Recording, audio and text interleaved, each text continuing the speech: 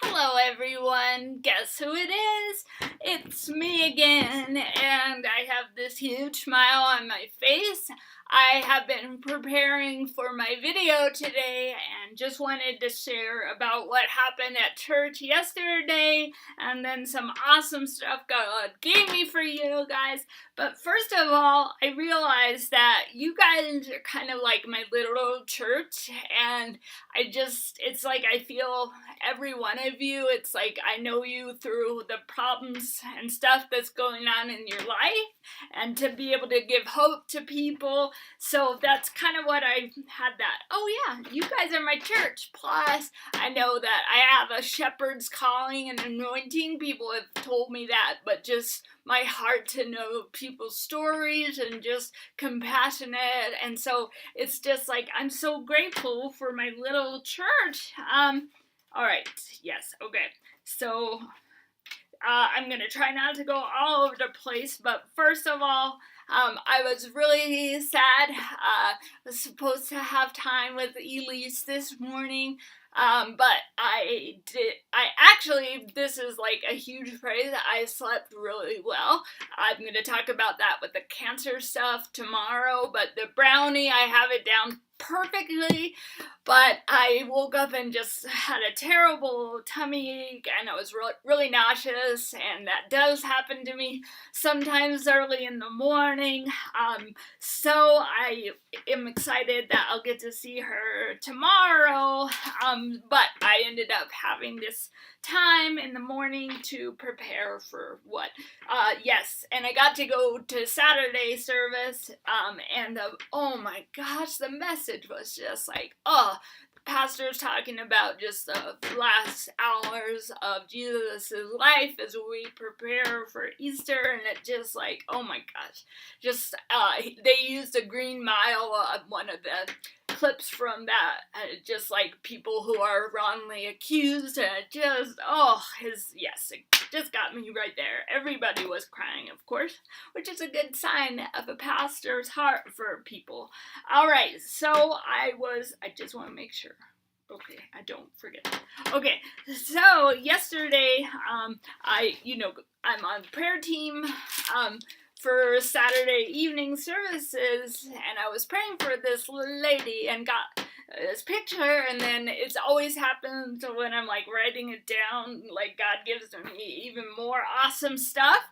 So let me, right, oh yeah, so yesterday at church when I first got there, like I'm just really like was almost in this like really frustrated place because I was like still in pain, and it's like still having to wait for the doctor's appointment at the end of March, and just like knowing that there's still something wrong. And so it was just like this place of like, ugh, I had already done banners around the church one time, but it was like, just taking me down to this place of frustration.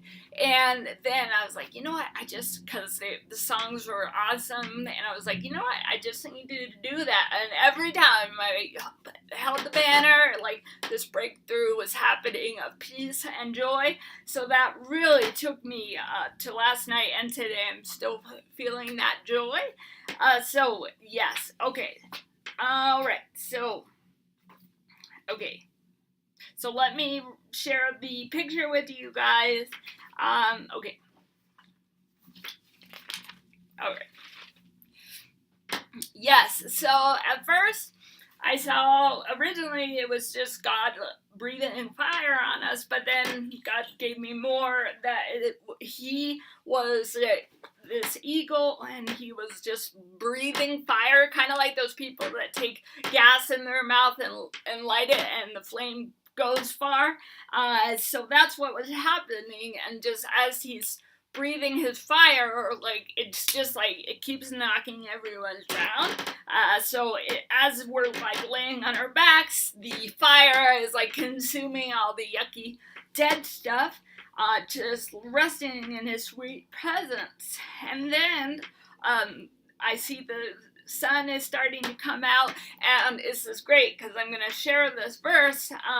but it also goes along with the new devotional. But one of my favorite verses, it was on this little piece of fabric, the scarf that somebody had got me that I used in Israel, but it's Malachi 4:2, and it's just my favorite verse. So, but you who revere my name, the Son of Righteousness, that's S-U-N, so is the Son will rise with healing in his rays, but that's also S-O-N, Son, in his rays, and you will go out and frolic like well-fed calves. So, sorry, I must have my water. Okay.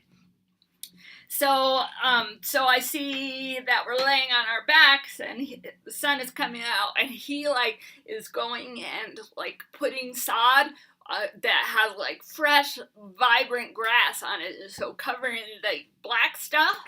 So then we're laying in the sun some more, and then these flowers come out. No, actually, he transplants the flowers into us, and God showed me that those flowers are each unique to our own gifts that he's given us. So just this, yeah, it was just awesome. So that, there, hold on. Yes, so new flowers. I think that's a whole picture.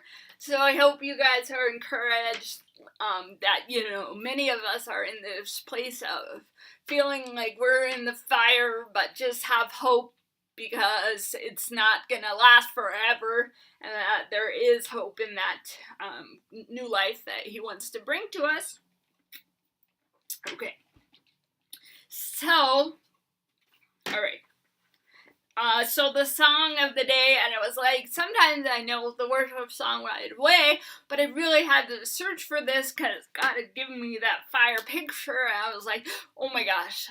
So once I found All-Consuming Fire by, yes, hold on. All-Consuming Fire, I forget the band, I'll find my little sticky note.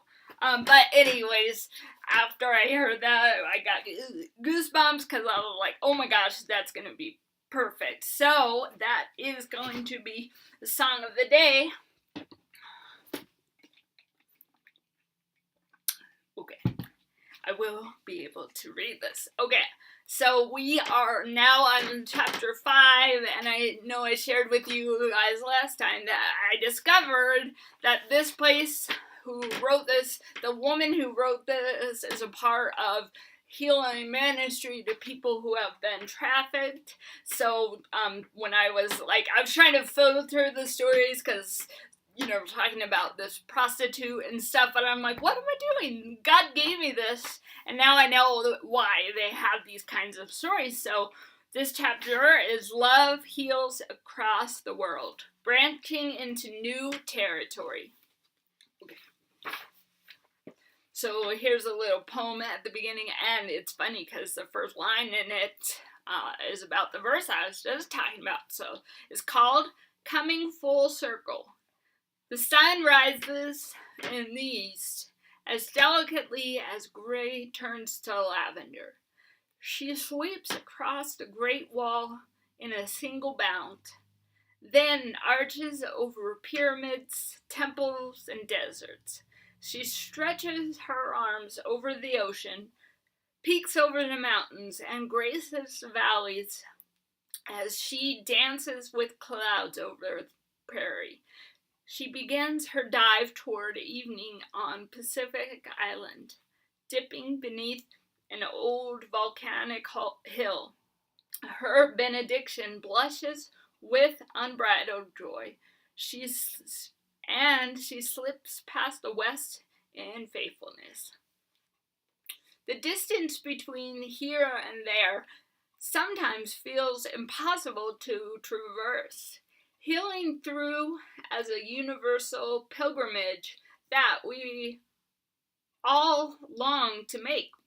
And so we try to cover the distance. When I pray for the health and safety of those I love, I recognize that it is a universal prayer spoken across the world. Because of this universal nature of prayers, healing as an integrated chain, it is realized as everyone in that chain feels cared for. If I am working at Thistle Farms to create a healing tea or oil, it needs to be healing, not just for the person drinking the tea or being anointed. By the way, they make oil there, like what's that kind of? Yes, the kind that people use for health and stuff. Yes, that kind. So, all right. But certain things have always been global. We have always been connected across seas, time, and cultures. We are all a part of the same world. Jesus said, I am the vine, you are the branches. If you remain in me and I in you, you will bear much fruit. John 15:5. We are called to remain together through our mutual connection to the vine. To branch out and bear the fruit of healing. Whether we physically extend our branches to faraway places or connect closer to home with those from different lands. We can reach over barriers.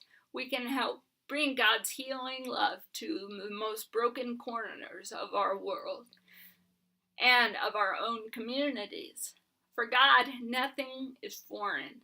Love heals across the world, and God is everywhere. We are not being simplistic when we sing the children's song, He's got the whole world in His hands. We are remembering that God does indeed hold the whole world and longs for every one of us to find our healing together.